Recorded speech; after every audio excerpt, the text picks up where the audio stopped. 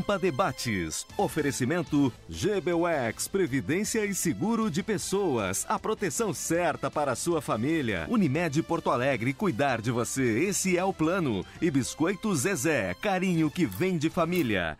Estamos iniciando mais um Pampa Debates. Nesta série Lideranças Gaúchas. E nós, que tradicionalmente no final de ano reunimos as principais lideranças privadas do Rio Grande do Sul, como o presidente das federações, reunimos também as públicas. E, para tanto, hoje eu trago aqui um querido amigo, um grato amigo, uma liderança do Rio Grande do Sul, um dos líderes de poder, porque já muito a imprensa deixou de ser o quarto poder é o Ministério Público. E, para tanto, aqui está conosco o nosso Procurador-Geral de Justiça, Marcelo Dornelles. Prazer tê-lo aqui. Muito obrigado, Paulo Sérgio. É sempre uma satisfação vir aqui à Rede Pampa, participar dos teus programas, te ter como amigo, parceiro. Então, sempre uma honra para mim estar aqui contribuindo contigo com a Rede Pampa, conversando, debatendo os assuntos do dia, assuntos da semana, assuntos nacionais. Então, nós estamos sempre muito dispostos para conversar contigo aqui. Vamos começar com o âmbito nacional. Vamos começar com a situação econômica do Brasil. Depois vamos passar para a questão que assola o nosso país de forma a dilacerar, né, a todos, né, pelo que está acontecendo aí na Operação Lava Jato, que traz à tona este antro de corruptores e de corruptos, né, a maior crise que o país pode enfrentar. E se costuma dizer que a crise é política, a crise é econômica, a crise é psicológica frente a um contexto da nação, mas eu afirmo que a crise também é institucional. Existe liberdade entre os poderes? Existe. Vamos considerar que existe. Harmonia? Inexiste. Não existe nem harmonia dentro dos próprios poderes. Então, vamos começar pela situação econômica do Brasil para evoluir até chegarmos ao nosso muito querido e valoroso Rio Grande. O Brasil. Uma preocupação permanente, né? Nós vivemos muitos anos de mentira, de problemas de informação, de maquiagem de números, e pelo menos o país não se dava conta do caminho que o país estava tomando. Nós temos um período há pouco tempo atrás de crescimento, de estabilidade, de uma movimentação financeira boa, em que algumas camadas sociais da sociedade efetivamente ingressaram num poder melhor de consumo. Mas, de repente, quando as coisas, a partir do segundo, nas eleições para o segundo mandato da presidenta Dilma, que começaram a transparecer o tamanho dos déficits público que o país tinha, começou a nos preocupar. E, a partir dali, quando se tornaram públicos e quando efetivamente vieram à tona e aconteceu toda a questão do impeachment, efetivamente nós vimos o tamanho do rombo que o país está envolvido. Esses déficits falados, pelo menos 170 bilhões por ano, porque não é uma... as coisas, elas não terminam no fim do ano e zerou. São 170, que depois vai mais 170, e não tem de onde tirar. E aí eu fico impressionado, reformas, né? Que no governo Dilma nós tínhamos uma perspectiva de déficit que foi de 70, passou para 96, assume Michel Temer como um passe de mágica, passa para 170. Que aí me cheira um pouquinho de forçação de barra. Talvez. Vamos botar 170, porque se for 140 é mérito do governo. O governo conseguiu reduzir em 30 milhões, mas foi o próprio governo que estabeleceu um déficit de 170. Não, mas desculpe lhe interromper. Não, aí é verdade. Até para a gente costurar. Por isso que eu falei, o número falado, né? Não sei, não teria como dizer se é 140, 170 ou 90, mas de qualquer forma, que seja 100. Né? 100 bilhões de déficit por ano acumulado. E aí vem as reformas. Talvez seja para isso também. Esse déficit, quanto mais propalado e maior, mais facilita a discussão da reforma que se quer fazer, que é a previdenciária, que é a trabalhista, porque a reforma tributária, a reforma eleitoral, ela não vem. Porque essa não interessa a quem está no comando, ela nunca interessa, ela só interessa a quem está na oposição. Né? Aí mesmo quando a oposição assume a reforma tributária, a centralização de recursos na União, ela nunca vem, porque agora eu estou mandando. Né? Então, eu acho que foi um primeiro momento, acho que surpreendeu, porque se vinha de uma certa ilusão de que a economia estava estável. E quando o econômico vai mal, tudo vai mal, né, Paulo Sérgio? Porque a gente sabe que se aguenta tudo no país, mas quando a economia vai mal, quando começa a recessão, começa o desemprego, efetivamente as coisas começam a ficar dramáticas. E é o momento que nós estamos vivendo, um momento assim de muita preocupação, de efetivamente preocupação. Nós tivemos recentemente aqui no estado as demissões em Rio Grande, em número significativo, mais de 3 mil trabalhadores, ou seja, a recessão se estabelecendo, se concretizando de uma forma preocupante. Eu não quero ser grosseiro nas coisas que digo, mas apenas em sentido figurado, me perdoem os nossos parlamentares.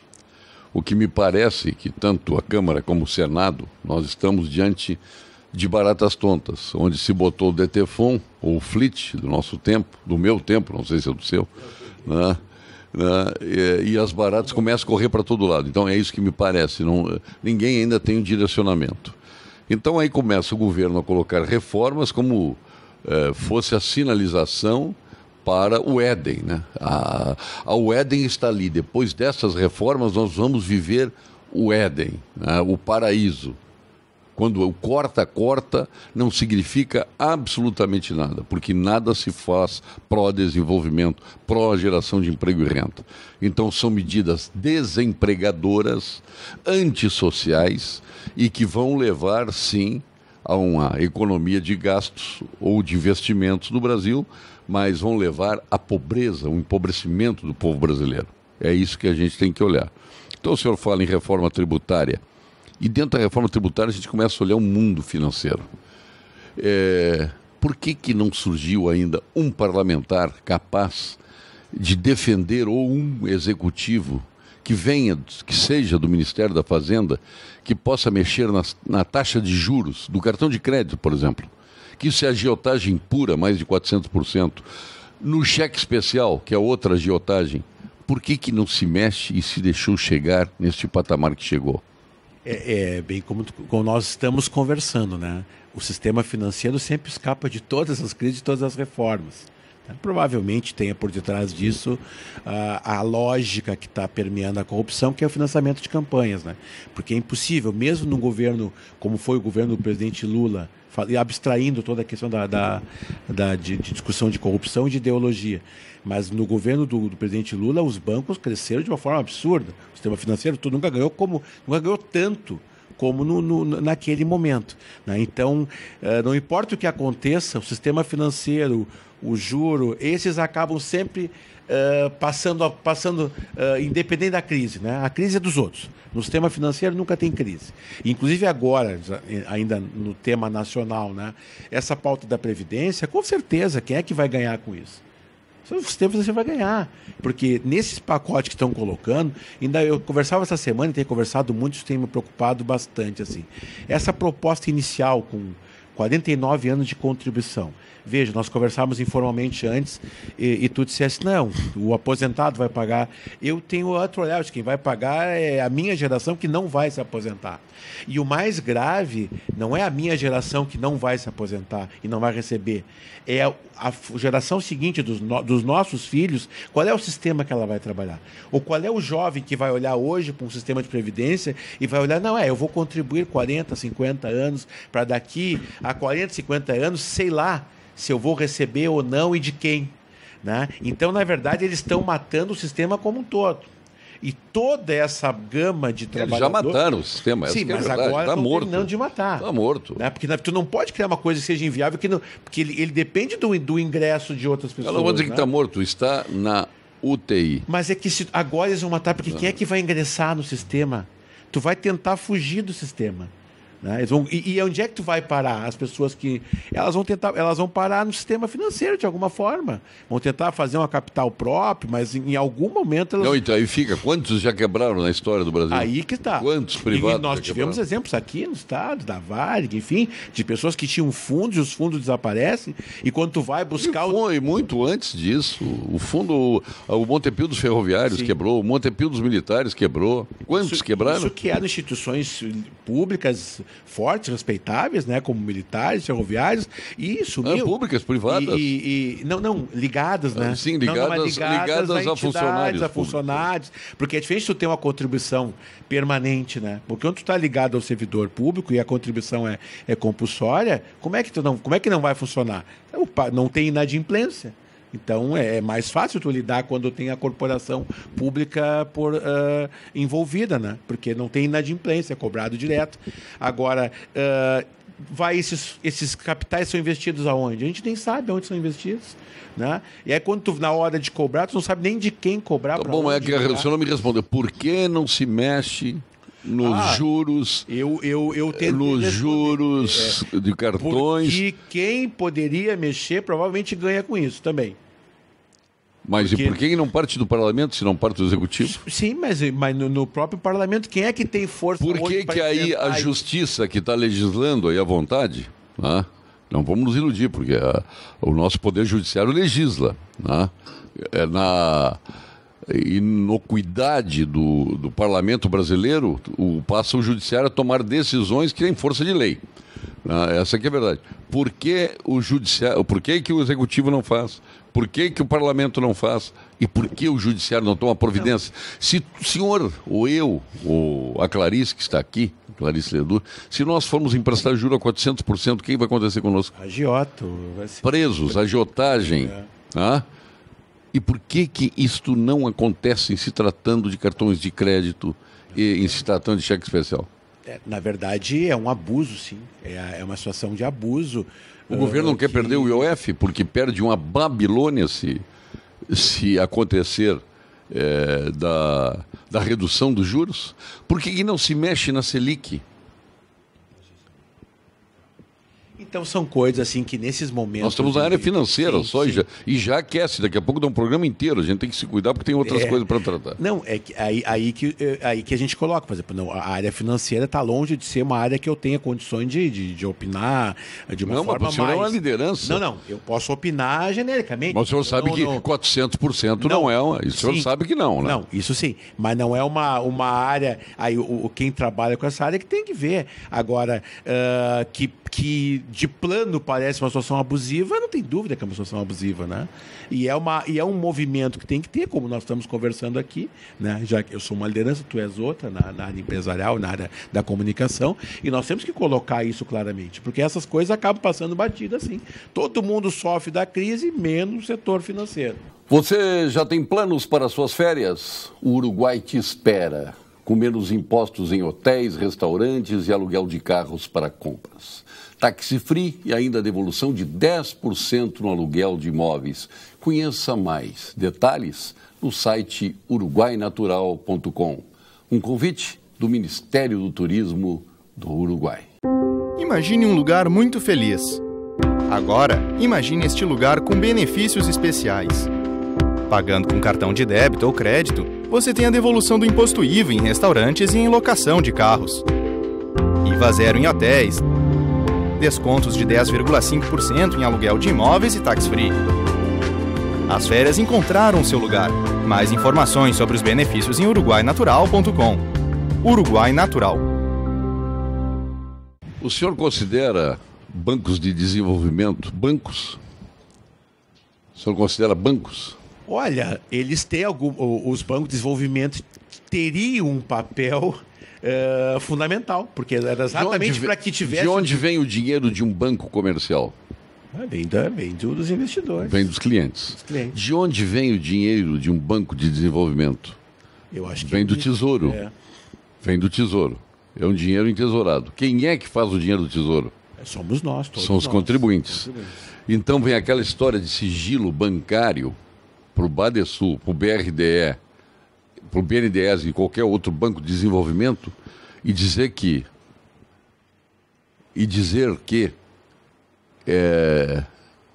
o sigilo bancário tem que ser obedecido. Nós estamos vivendo Convenhamos, é dinheiro do contribuinte. O contribuinte tem que saber para onde vai esse dinheiro e como vai. Mais grave. A mesma coisa o Fundopem. Isso. Tem que saber para onde vai e como vai. Qual foi o retorno que deu um dinheiro de Fundopem. Isso. É exatamente onde eu ia entrar.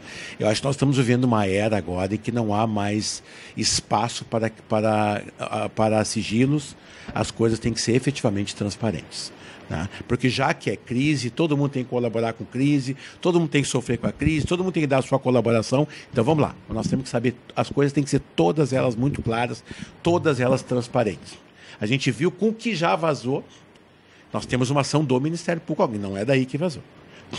Nós fizemos uma ação do Ministério Público aqui no Estado, com o deferimento de uma liminar pelo Poder Judiciário, para a verificação desses sigilos. Porque o que acontece aqui? Para liberação para o Tribunal de Contas, quer liberar para a sociedade. Não, mas aí são dois passos, né? Porque uma coisa assim, se o próprio órgão de fiscalização, de controle, não acessa, imagina o cidadão. E dois, o Ministério Público não consegue. O Tribunal de Contas não consegue. O Parlamento, porque tem a obrigação de fiscalizar, também não consegue. O que é isso? Pois é, por isso... Como diria o Lagranha lá em Canoas, tem linguiça embaixo desse pirão. Não sei se tem, mas não, então vamos... Não estou dizendo que eu estou dizendo eu estou pegando... Não, ele diria... Não, mas é que, na verdade, e eu tenho falado isso muitas vezes, nós temos que ver se tem ou não tem. Porque se não tem, tá aqui, tá aberto. Eu acho que a liberação para a sociedade é um segundo plano, é um segundo momento, né? Não plano, é uma segunda etapa.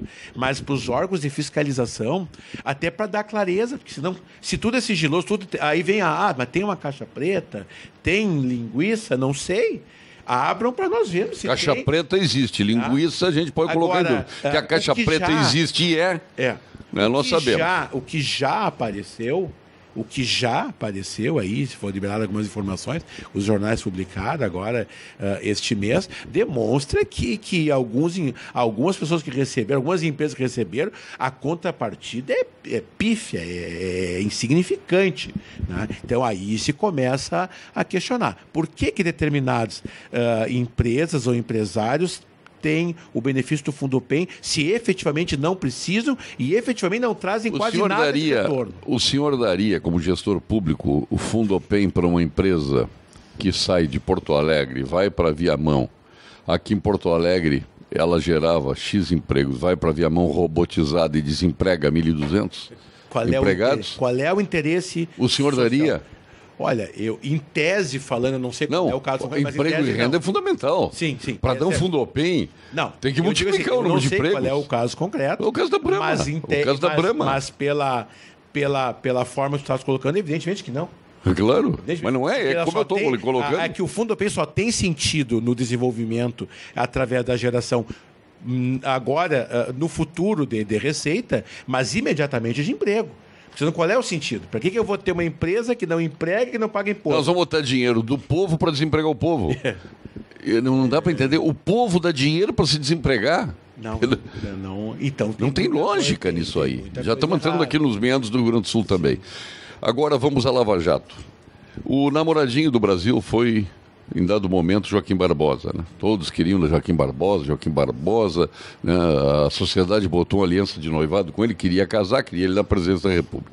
O mesmo acontece com o Moro.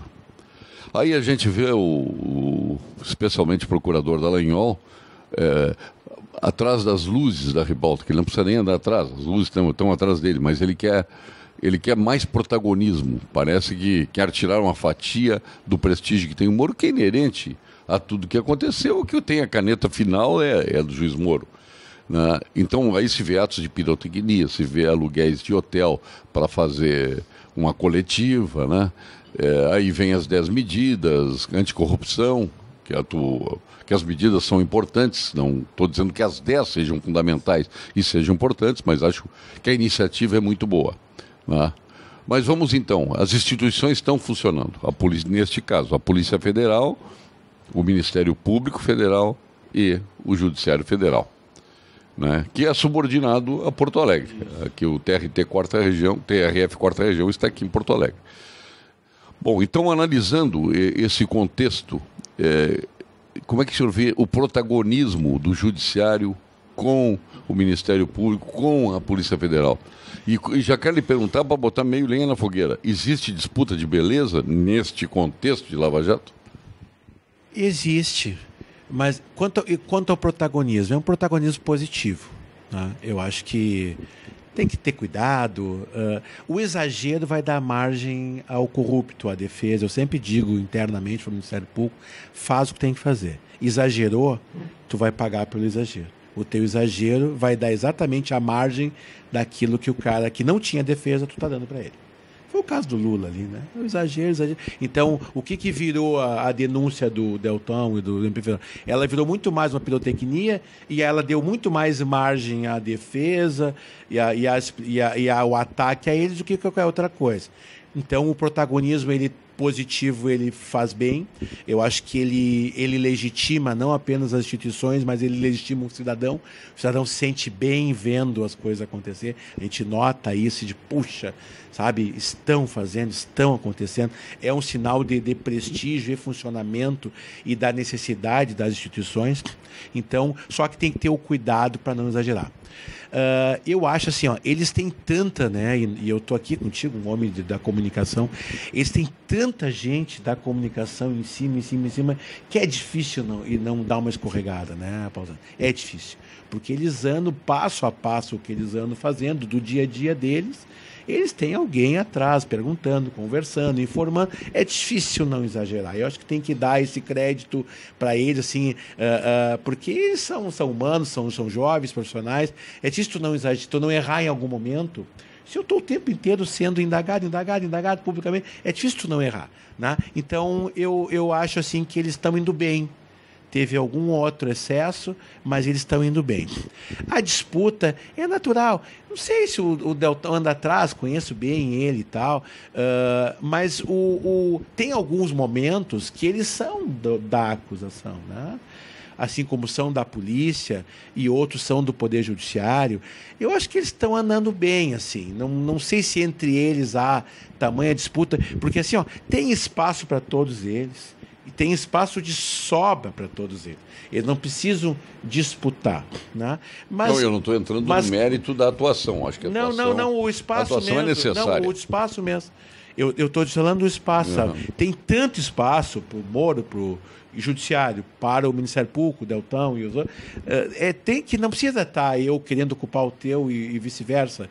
Tem muita coisa. E assim, e tem muita coisa para acontecer. Veja as notícias. O senhor esperava ter vivido na sua vida um momento como esse? Não esperava. Corrupção desenfreada? Não esperava. Qual era o cantor que dizia? Não sobra um, meu irmão. De quem é essa frase? Se pega ladrão, não sobra um, meu irmão. Eu não sei de quem é essa música.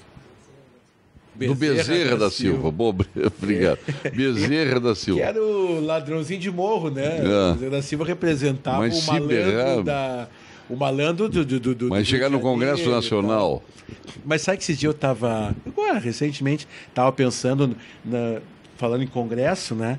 No filme Tropa de Elite 2, ele declara isso, né?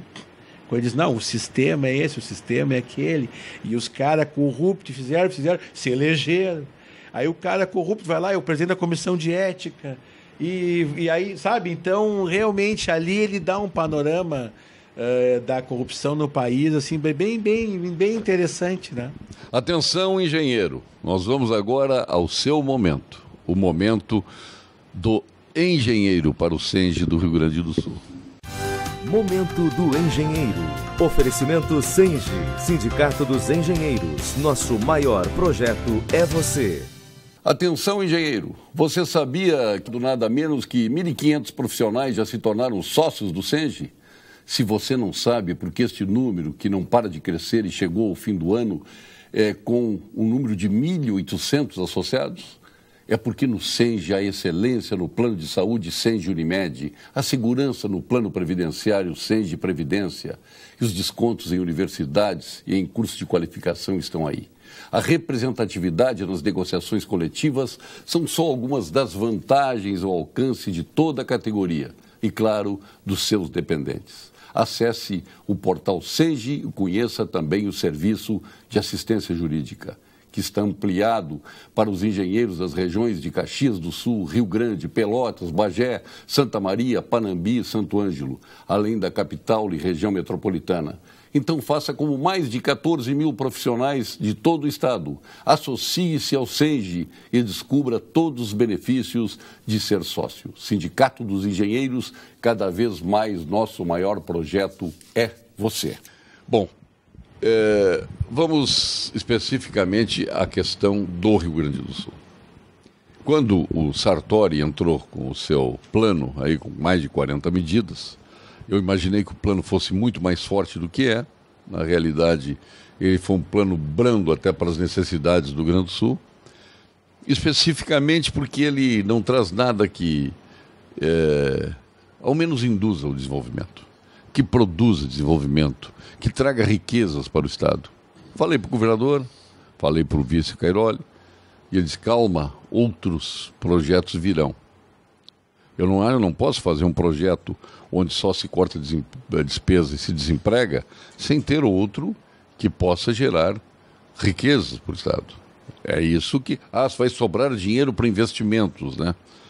Aos anos que nós já vivemos, e são muitos, né? Já se viu de tudo. Já se cortou de um lado para botar do outro, e o Estado hoje está paupérrimo em todas as suas áreas. Essa que é a verdade. Então, precisamos de uma solução que ela seja, em termos de Estado, geral, mas que fundamente tudo isso no centro, que eu chamaria de coração do processo, que é o desenvolvimento, bombeando sangue, bombeando desenvolvimento, ramificando por todo o Estado. Não tenho isso, então já acho que o plano pega com referência às medidas, acho que grande parte delas são absolutamente necessárias. Mas, sabidamente, o governador, o governo ia enfrentar os corporativismos. O que também, cada um defende o seu, né? Se entrincheira e vai defender o que é seu. O Ministério Público, o Judiciário, os professores, né? As pessoas que estão afetadas. Aliás, o aposentado brasileiro, agora também, estou voltando um pouquinho ao Brasil, não sabe a força que tem. Está sendo assaltado de novo. É o maior prejudicado nessa história toda, é o assalariado, é o aposentado que não sabe a força que tem. Se o aposentado fosse para as ruas, e eu não estou aqui conclamando, né, uma mobilização nociva, eu estou conclamando uma mobilização em defesa da própria espécie que trabalhou durante tantos anos e é extremamente prejudicada no momento crucial da vida em que mais vai precisar. Vai precisar de remédio, vai precisar de assistência, vai precisar de alimentação, de tudo, e tiram do aposentado tudo isso. É um crime o que estão fazendo com o aposentado. Mas vamos voltar ao Rio Grande do Sul. De forma, claro, a corporação hoje virou ofensa, né? Parece uma palavra pejorativa quando um tem que defender o seu. Se eu tivesse no Ministério Público, eu ia defender a minha instituição, obviamente, e em decorrência, a minha profissão e a minha família, né? Que depende de mim para sustentar se eu fosse do Ministério Público. Então, entendo as mobilizações.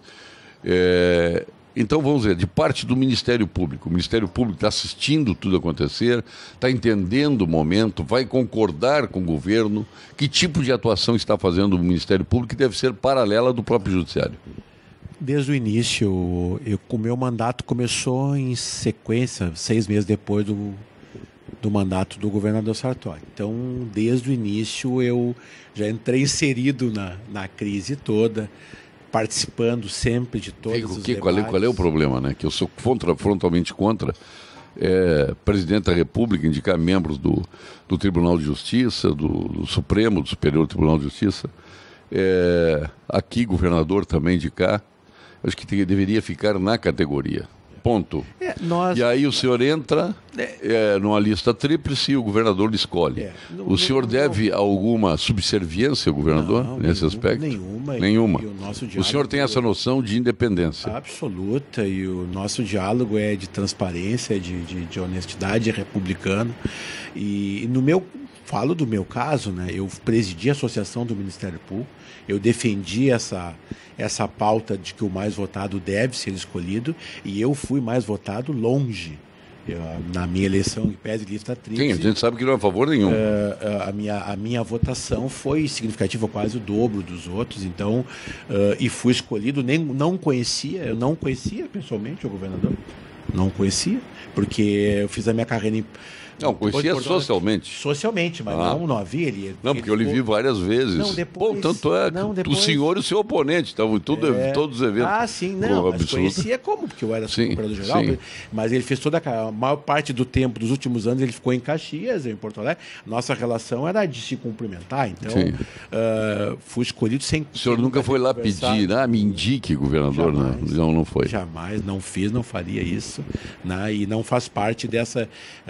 essa nossa discussão da escolha. Porque o Lula lá em cima chegou a fazer essa cobrança, né? Mas esse é o pagamento que o Janot nos dá. Mas lá é muito pior, porque no federal não tem a lista tríplice. Não tem. Eles fazem uma lista associativa. A nossa é institucional. Né? Então lá não tem. Lá o presidente da República pode efetivamente escolher qualquer membro do Ministério Público, em qualquer lugar. A nossa não, está limitada a lista e tal. E nós defendemos sempre a questão do mais votado. E eu disse antes que se não fosse mais votado, sequer aceitaria o convite e indicação. Eu disse antes, em debates públicos, né? E fui longe, o mais votado. A nossa conversa é sempre republicana. Mas desde disso, sempre do início, nós conversamos, todos nós. Ele nos chamava, o presidente do Tribunal de Justiça, defensor público, presidente da Assembleia, Tribunal de Contas. Nós sempre fomos tendo conhecimento dos dados do Estado, das dificuldades do Estado, e dentro do possível sempre fomos colaborando. Pode ver que no ano passado nós tivemos um congelamento de orçamento, todos nós. E nós todos suportamos a crise. E veja, congelar um orçamento por um ano inteiro e todas as despesas correntes sobem. Né? Os servidores tiveram aumento, a luz subiu, o serviço de segurança, vigilância, limpeza, contratos terceirizados, tudo subiu. E todos nós resistimos para colaborar. Chegou no ano seguinte, veio de novo um pacote de congelamento. E eu fui muito claro para ele e todos: olha, nós não temos como suportar 2 anos de congelamento. É impossível. Isso não é porque é o Ministério Público, seja quem for, seja na casa de quem for. As coisas todas são incontroláveis, o custeio de tudo subiu. E o ente público é muito mais complicado que o ente privado. Eu tenho servidores que têm garantias, eu tenho que contratar por licitação. Eu tenho que contratar por tempos longos, eu não posso do nada, agora eu não vou pagar a luz, eu não vou pagar o contrato que eu tenho, eu não vou pagar o servidor. É diferente administrar no setor público e de administrar no setor privado. É diferente. Tu não tens a autonomia e a independência e a solução rápida que tem o setor privado, mesmo que ela seja dramática. Ele pode tomar decisões e nós não. Então, nós colocamos claramente. Ainda assim, houve um pacote de novo com medidas de congelamento e eu ingressei com ação direta de constitucionalidade, porque isso feria efetivamente a autonomia dos poderes e do Ministério Público. Houve uma liminar. Lá adiante, nós fizemos um acordo sobre isso. Então, nós viemos colaborando desde o início. Agora, o que nós temos sempre dito também? Tem sido o norte o corte de despesas. Efetivamente, ninguém sustenta, nenhuma empresa, nenhum ente público gastando mais do que arrecada sistematicamente. Agora, o que aconteceu no nosso Estado? Isso aconteceu nos últimos 40 anos. Se gastou mais do que arrecadou. E ia se rolando. E as alternativas foram se extinguindo. As alternativas que se utilizou ali atrás não existem mais. Se levou ao esgotamento a questão dos depósitos judiciais, ao esgotamento. Se usou é um absurdo usar depósito judicial. Usar depósito judicial tanto por parte do judiciário. O Ministério Público também queria levar uma beira. Não. Opa. Que queria. Não, mas não temos um centavo. Não tem, mas queria. Não. Também queria uma beira. Ou não queria? Olha. Você não pleiteou? Claro, mas está defendendo o seu. Eu também, se estivesse lá, eu queria. Mas é um absurdo usar o dinheiro que não lhe pertence. Mas aí que está. Está sob guarda.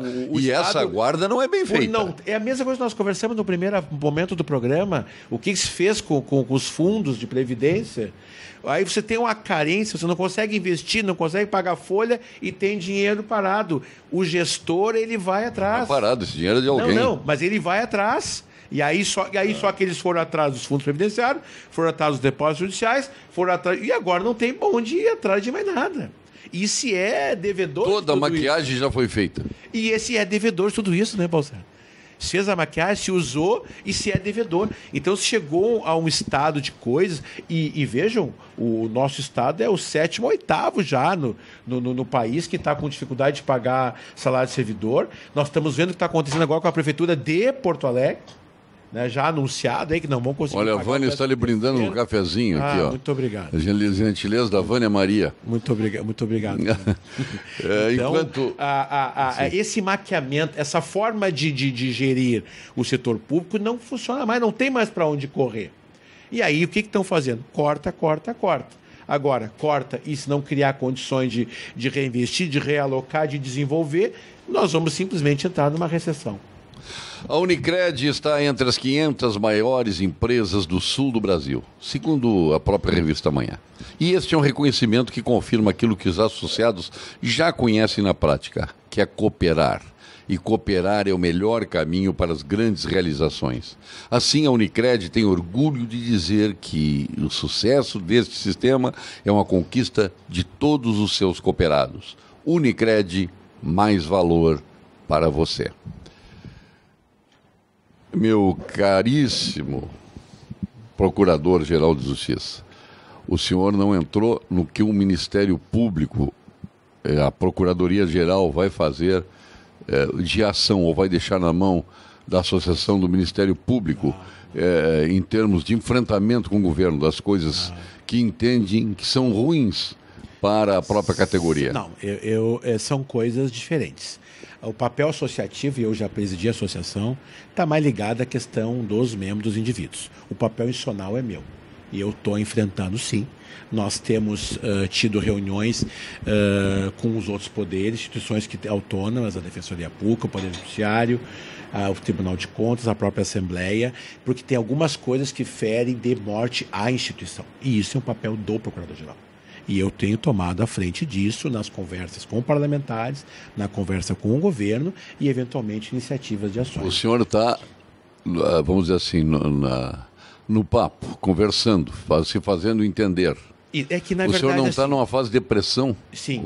Isso já é uma fase de pressão? Sim. Por quê? Porque não é a pressão no bom sentido, né? Não imaginaria no mau sentido. Sabe qual é a pressão do bom sentido? É ir lá mostrar, mostrar didaticamente, né, por que está equivocado. A outra coisa é dizer, se tu não estiver comigo, tu abre o olho, tu te cuida. Essa é a pressão. Não, eu sei que não. É só para entender o que é pressão no bom sentido. É uma coisa que é importante até que tu saiba. Por exemplo, o Dallagnol fez uma coisa que eu não gostei. Vou largar. Nós vamos, com isso vai acabar a Lava Jato. Grave equívoco. E nós vamos abandonar outro grave equívoco. Enfim, mas, né? Como parou tudo, eles não vão largar e vai continuar. Não, eu lhe conheço, eu sei que o senhor não ia me fazer ameaça. Não. Mas tem gente que faz. Não, a questão é a seguinte, o que tem que ser colocado claramente? Nós temos, assim, dos últimos 10 anos, para não ser uma coisa recente, se eu fosse mais de 10 anos, seria muito maior, a participação na receita corrente líquida do Ministério Público, do Judiciário e dos outros, ela vem caindo ano a ano nos últimos 10. Se eu for nos últimos 15, ontem eu conversava com o Roberto Bandeira, ele disse, vai no meu período, Marcelo, nós fizemos o Pacto pelo Rio Grande e tal. Então nós vemos colaborando e diminuindo a participação do Ministério Público, do Judiciário, de todos na receita contínua, a cada 10, 15 anos, está reduzindo drasticamente. E a despesa do Executivo vem implodindo. Ou seja, nós somos absolutamente justos nos nossos orçamentos. Nós não gastamos um centavo a mais. Quem gasta é o Executivo. O senhor não acha que é uma injustiça o orçamento do Ministério Público, do Judiciário, do Tribunal de Contas, com seu 12º mês da Assembleia, dentro de um orçamento que é sempre previsto a maior, que o Estado, não confirmando o orçamento, e tenha diminuído o orçamento, e vamos imaginar em 50%, e mesmo assim o Estado tem que ir lá entregar os 12º dentro de um orçamento fictício, ilusório? Mas aí que tá. Essa tua questão é a chave de tudo, tá? Primeiro, assim, a gente já vem diminuindo. Aí quem é que vem colaborando? Eu não falo em governo, eu falo no Executivo. Quem é que vem aumentando ano a ano, década a década a despesa? Quem é que vem fazendo isso? É o Executivo. Aí, ele arrecada. Eu sei, ele arrecada, é a sua função. Agora, qual é o nosso papel na arrecadação? Quantas vezes eu tento trabalhar, eu quero ajudar na arrecadação.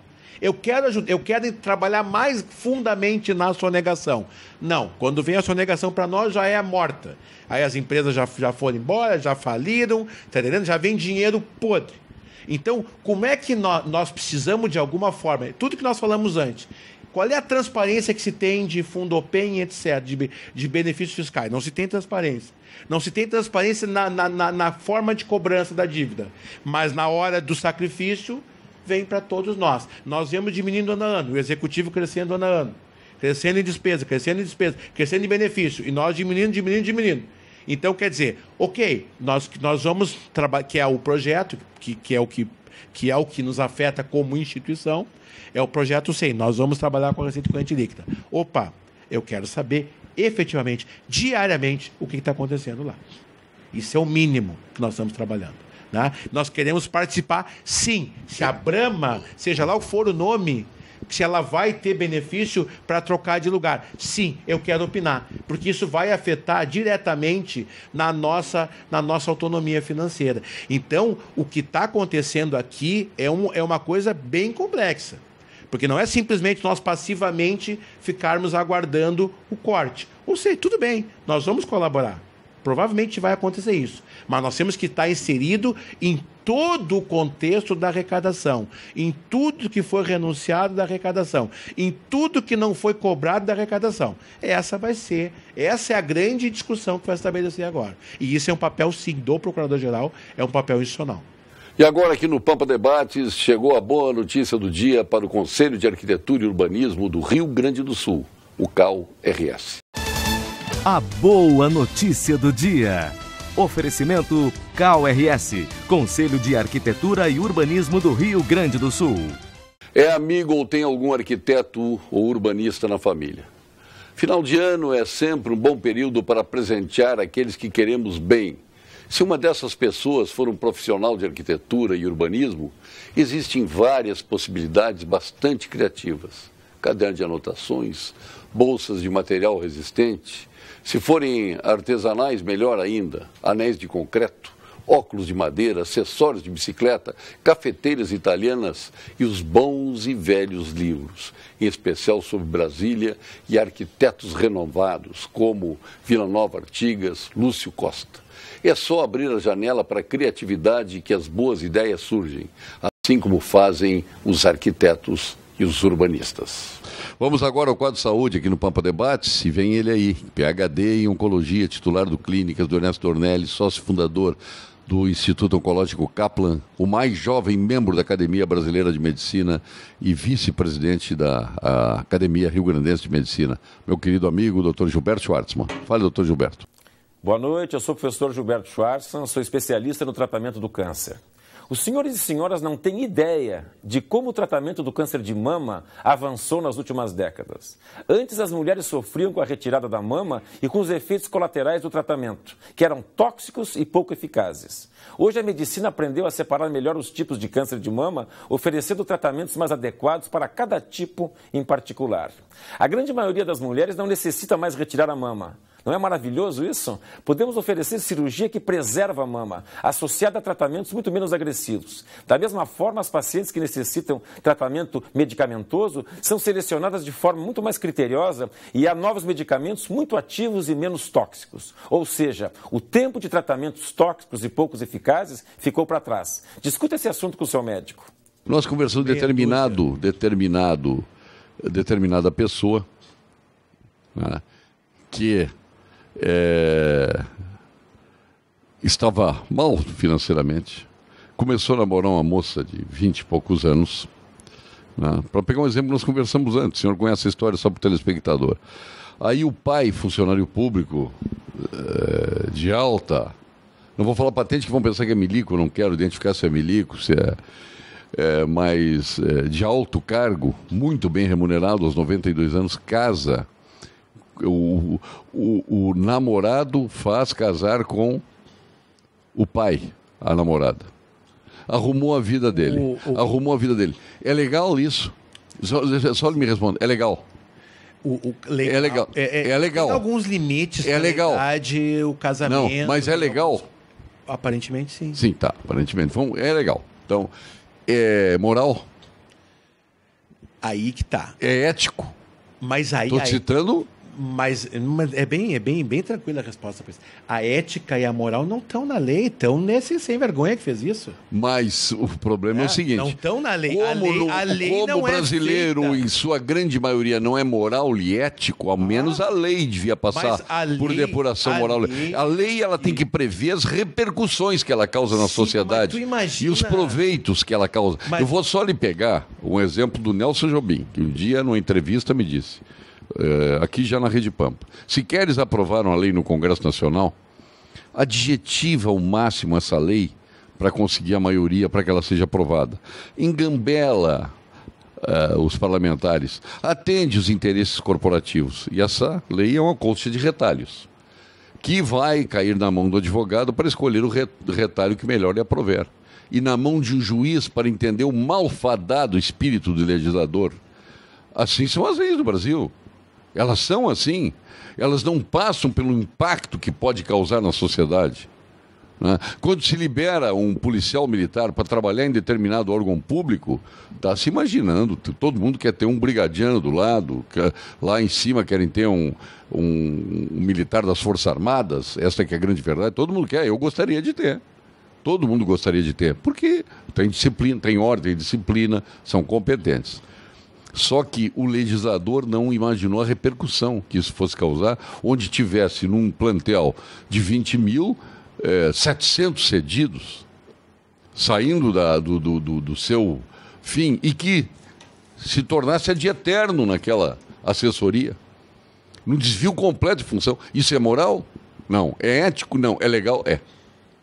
Estou licitando um. Tá. E vou licito 1000 desses aqui. Eu comento as duas com bem tranquilidade. Por exemplo, não é as duas, é a questão da moralidade e da ética. Fácil, que um povo que não é moral e ético, a lei tem que ser moral e ética. Mas é que aí tu está comprometendo, está dizendo que a lei. Não, a lei ela foi feita não pro corrupto, não pro malandro, não pro sem vergonha. Ela foi feita. Mas quem se beneficia? A lei foi. Mas aí é a exceção. Por exemplo, nós estamos falando assim, da lei do casamento, tá? Então, nós somos casados nós não. Não eu e tu. Me inclui fora dela. Não eu e tu. Mas então deixa no meu caso. Não, só para trazer um pouco de bom humor aí para você. Eu sou casado e há 20 anos e se acontecer alguma coisa comigo, eu pago Previdência há 20 anos. Eu não peço favor para ninguém. Pago bastante sobre o que eu ganho. Se eu tiver algum problema, a minha esposa vai ser pensionista. Isso não tem nada de... A sua esposa trabalha? Ela trabalha. Ela trabalha. Mas então, eu pago. Ela, se tiver agora, pela lei que está aí, que ninguém está se antenando, se a sua esposa, se o senhor vier a falecer, que não vai, vamos bater na madeira, que... Não, mas é do jogo, é da se vida. vier a falecer... Se o senhor vier a falecer, ela tem que optar entre a aposentadoria dela e a sua pensão. Isso é um erro. Mas ela nem tem aposentadoria, ela é da geração que não vai se aposentar. Não, mas então vamos não, mas é que assim, vamos pegar duas pessoas. Deixa eu falar. Pode falar. É que nós estamos num debate. Sim, isso. Mas é num debate que tu tá falando mais que eu. Não, como? Vamos cronometrar? Eu vou pedir a cronometragem de quem falou mais. Tá, mas assim, deixa eu falar sobre isso, tá? As leis são feitas para o correto, para que as coisas aconteçam de uma forma regular. Né? Agora, se um cara de 92 anos casou com uma menina para deixar a pensão, isto é ilegal, porque ele é um imoral, ele, o filho dele, ela, eles estão burlando, mas esta lei serviu para milhares de pessoas agirem de forma correta. Agora, teve um, ou teve dois, ou teve 10 que se aproveitaram disso para fazer fraude. Aí isso é fraude. Né? Mas aí o problema não é da lei. O problema são dessas pessoas que utilizaram da lei para fazer fraude. Mas isso são exceções, e sem ter tratados como exceções. Com Jimmy Facinep, vamos ao ponto final.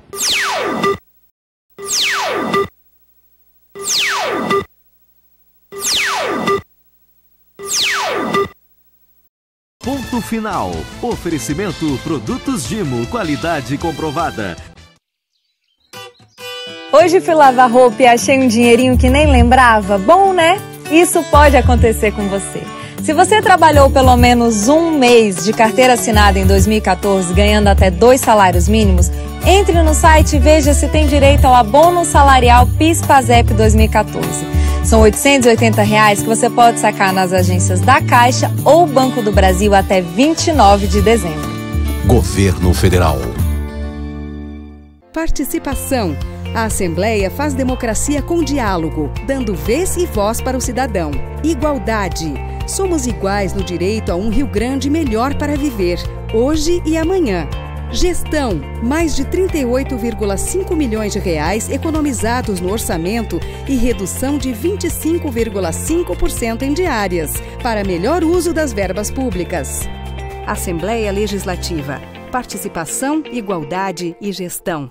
Procurador-Geral de Justiça do Rio Grande do Sul, Marcelo Dornelles. Agora vamos, e eu sei que o Ministério Público teve N iniciativas aqui, uma muito representativa relacionada ao leite, aí, aos lácteos, né? E a importância que teve, né, para a sociedade isso e tantas outras, né?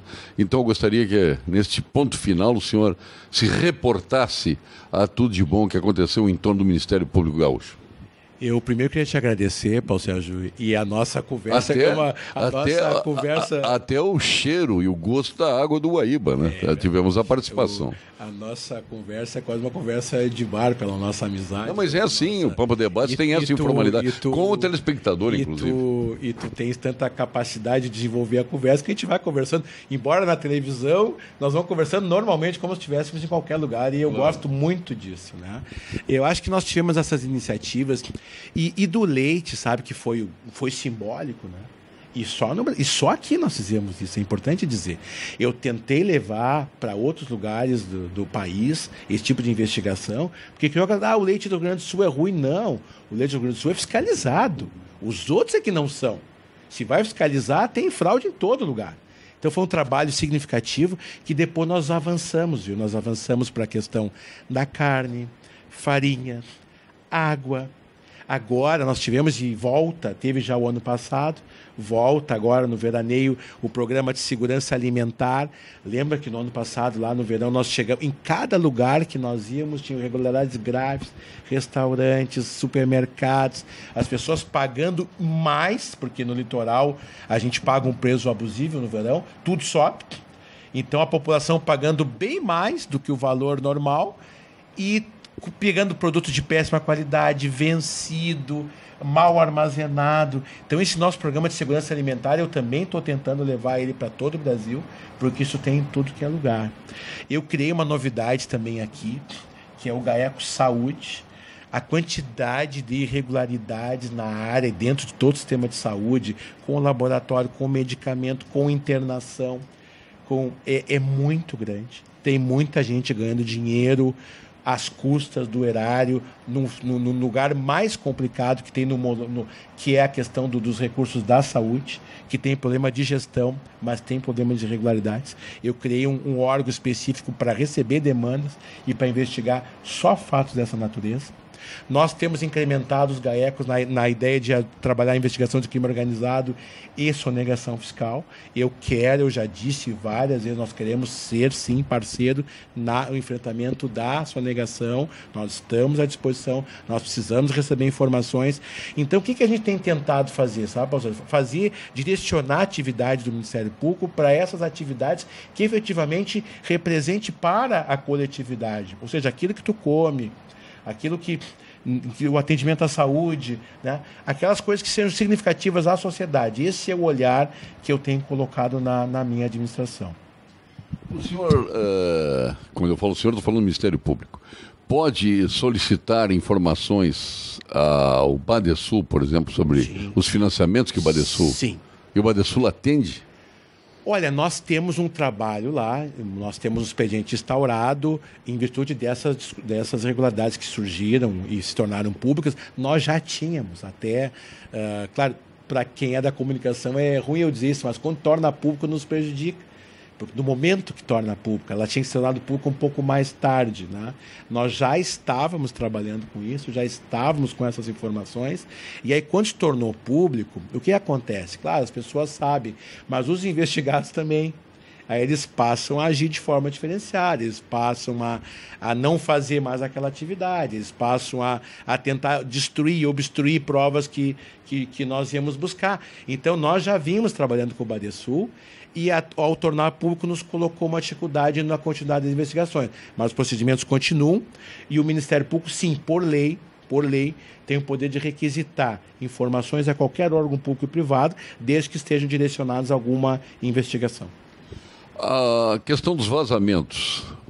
Ontem eu vi um deputado amigo nosso aí, o Afonso Mota, me dizer que existe uma mão invisível que leva essas informações da Polícia Federal, ou do MP, ou do Judiciário para a imprensa, né?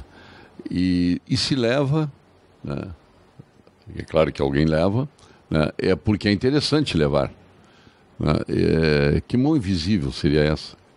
Como é que isso, a despeito, né, da necessidade de não se manifestar sobre determinado processo, quem está envolvido nos autos, né, do processo, e se manifestam a todo momento, nós estamos vendo isso, e como é que sai de um organismo como o Judiciário, ou mesmo do Ministério Público, da Polícia Federal, essas informações e caem na mão da imprensa? Não deveriam sair, especialmente... O senhor imagina que mão invisível é essa? É que, veja só, pega ontem, por exemplo, a notícia dessa semana da Lava Jato sobre a Odebrecht. O Procurador-Geral da República designou 70 procuradores da República para trabalhar só com a delação da Odebrecht. Agora, 70, veja. Esses 70 vão, no mínimo, mais 1 ou 2 assessores para cada um. Nós estamos tratando de um universo de 150, 180 pessoas trabalhando sobre fatos. É impossível que não vaze de uma forma ou outra, né, pela quantidade de pessoas que estão envolvidas. Mas não deveriam, não, porque, inclusive, esses institutos que foram criados com uma colaboração premiada e tal, eles têm o condão do sigilo. E o sigilo é importante e muitas, por exemplo, tu pega a colaboração premiada agora. Se ela vaza antes do tempo, porque às vezes a gente até suspeita se é do interesse da investigação ou é do interesse da defesa, às vezes. Porque se ela vaza antes... porque ela tem que ser confirmada. Não, por exemplo, tudo que agora que o Cláudio, da Odebrecht, Cláudio Vieira disse, ela não tem sentido nenhum ainda enquanto prova, a não ser depois de confirmado. Então, o Cláudio disse que A, B ou C fez isso, isso e aquilo. Tu tem que pegar e confirmar aquilo. E antes de confirmar, aquilo vazou. Tu vai ter dificuldade de confirmar, porque eles vão, de alguma forma, obstruir essa prova. Então, nós chegamos a desconfiar, algumas vezes parece paranoia, mas que seja o interesse, às vezes, das próprias defesas do vazamento, tem um desgaste público, mas assegura que ali adiante não vai ter prova e o cara vai dizer, viu? Não tinha prova, aquele delator estava mentindo. Então, tem várias nuances. Pode ser muitas pessoas envolvidas e pode ser, às vezes, até o interesse de prejudicar para não dar tempo de confirmar algo que era fundamental à comprovação, para que tenha validade a colaboração premiada. Pois é, e aí o senhor chama de... Os Estados Unidos usam muita gente, volta e meia, delator tal. Aqui nós queremos acabar com a figura do delator para não desmoralizar aquele que faz uma contribuição premiada, né? Não é delação premiada, mas delator é delator. Mas é que surge no Brasil como delação. Ela surge com a lei dos crimes hediondos de 90. É que a nossa lei dos crimes hediondos de 90 ela é inspirada na lei americana. Então ela fala em delação. Depois a lei do crime organizado fala em delação. Depois a lei do tráfico de drogas fala em delação.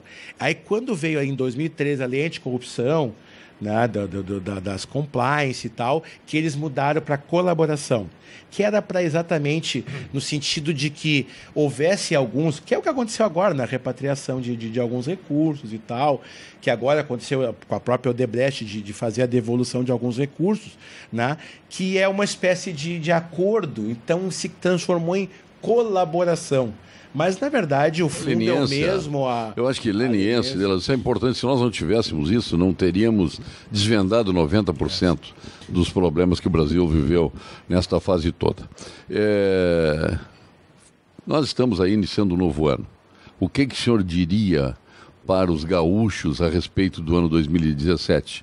Como líder do nosso Ministério Público, uma das lideranças do Rio Grande do Sul, Porque a gente fala tanto, agora mesmo na reunião do Conselho Consultivo da GERT, houve uma proposição de determinado conselheiro, o Dr. Gildo Milman, eu brinco pai dos guris, do Fábio e do Túlio, né, ele dizendo, não, nós temos que mostrar as coisas boas. Eu digo, doutor Gildo, eu sou presidente do Conselho Consultivo da GERT, mostrar as coisas boas está muito difícil, né, doutor Gildo? Vamos mostrar as belezas naturais, então. As praias maravilhosas que o Brasil tem e tal, os recantos que o Brasil tem. Mas nós temos que mostrar o que queremos para o Rio Grande, o que queremos para o Brasil. É isso que nós temos que mostrar e firmemente, energicamente mostrar o que nós queremos para esse Brasil, que tem que mudar e mudar urgentemente. Mas eu gostaria de ouvir a sua opinião, que vai abalizar a minha, tenho certeza disso, e tenho certeza que do telespectador. Eu acho que 2017 é um ano ainda de muita tensão, né? Porque nós vamos ainda... A crise política tende a se agravar, nós já estamos no fim do ano e continuam aparecendo coisas graves de detentores do mais alto escalão de poder do país. Então a crise política tende a se agravar, com isso a crise econômica. Eu acho que o que os gaúchos brasileiros têm que ter é essa cobrança de que as coisas aconteçam de uma forma regular, de uma forma transparente, de uma forma republicana. Eu acho que não há, ninguém mais aguenta o que está acontecendo. E acho que nós temos que ter firmes, nós temos que ter... encontrar no exemplo positivo de cada um, na contribuição, na colaboração de cada um para as coisas melhorarem, mas nós precisamos ter motivação também. Eu vejo assim as pessoas olhar para o futuro e não ver motivação. Nós vemos essa crise política e se olha, mas não se vê, porque sempre se quer um Messias, não existe Messias. Mas nós temos que ter algum grupo de pessoas, de ideias, de lideranças que façam alavancar a gente sair da crise, voltar ao desenvolvimento e voltar a ter condições melhores de vida para todos nós. Eu quero lhe desejar, em nome da Rede Pampa, aqui, sucesso na sua gestão no Ministério Público, como até aqui. Queremos um Ministério Público atuante, que realmente possa contribuir com a sociedade, isso é fundamental, né? E que os descaminhos que possam ocorrer com o governo estadual se transformem em bons caminhos e boas soluções. A gente costuma dizer que isso se resolve pelo diálogo, né? Muitas vezes o diálogo é negado, outras vezes o enfrentamento é pior ainda, né? E acabam transformando as atuações em nefasta para toda a sociedade. Mas, com toda certeza, o sucesso do governador Sartori, do seu, do presidente de Fini, lá do Tribunal de Justiça, dos presidentes das federações, do nosso comércio, da nossa indústria, da nossa agricultura, é o sucesso de toda a sociedade. Então, é com esse abraço que eu quero me despedir nessa série aqui, Lideranças Gaúchas, pessoas que aqui têm a obrigação de conduzir setores importantes da nossa vida. Muito obrigado, Paulo Sérgio. É sempre uma honra conversar contigo, estar aqui na Rede Pampa, privada da tua amizade, da tua parceria. E esse diálogo aberto, transparente, é uma coisa que me motiva bastante. Obrigado, sucesso à Rede Pampa, sucesso a ti. E vamos em frente, que é o que nos resta, né? E o que nos resta no verão é o nosso para-raio. Para-raio para os estresses, o para-raio para a adrenalina, que é o futebolzinho, né? Futebol. Vamos nos preparar um pouquinho melhor. Vamos preparar nos últimos dias aí para começarmos bem a temporada. Começar bem a temporada, né? O Dodge que nos espere lá. Obrigado. Procurador-Geral de Justiça do Rio Grande do Sul, Dr. Marcelo Dornelles, uma liderança gaúcha que assim, nesta série que realizamos sempre aos finais de ano, esteve conosco, telespectadores da nossa Rede Pampa, que de resto fazem com nossos patrocinadores a TV Pampa do Rio Grande do Sul. Muito obrigado, até amanhã.